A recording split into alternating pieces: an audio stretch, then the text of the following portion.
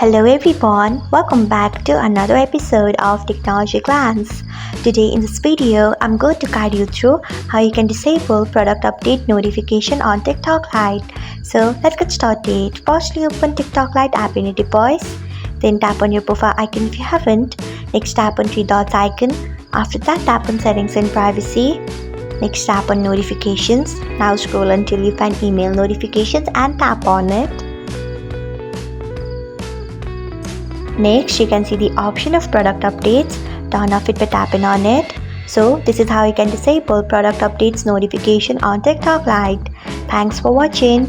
If you found this guide helpful, we would love it if you hit the thumbs up button below.